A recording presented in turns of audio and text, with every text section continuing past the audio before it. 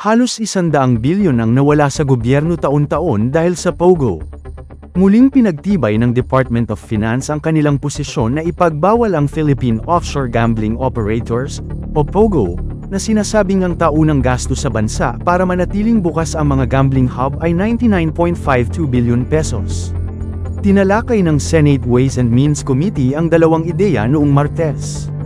Ang isa na magbubuwis sa mga POGO, at ang isa na magbabawal sa naturang online game.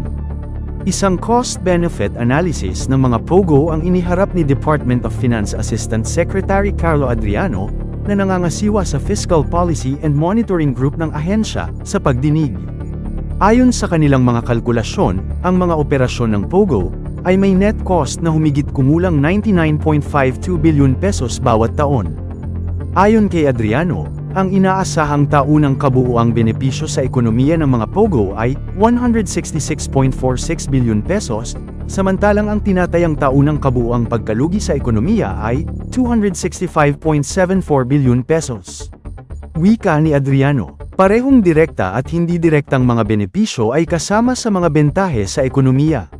Nilinaw ni Adriano na ang kita sa buwis, kita sa kasino, paggasta sa private consumption, real estate, at iba pang mga pagkonsumo ay mga halimbawa ng direktang bentahe sa ekonomiya.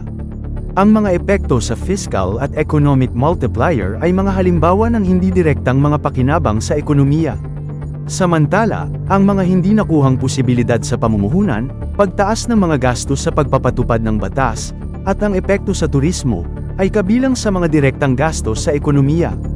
Inihayag din ni Adriano ang mga social costs sa pagpapahintulot sa mga POGO na gumana, na itinuturo na ang kanilang pag-aaral ay nabigo na isaalang-alang ang mga casualty at iba pang injuries dulot ng mga ilegal na POGO.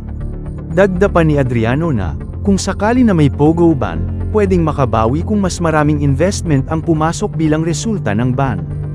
Ano ang tingin nyo, kabayan? Dapat ba e-ban ang POGO, o buwisan na lang ito? For more daily dose of information, please follow the TFK Broadcasting Systems Incorporated Facebook page and YouTube channel. Thank you.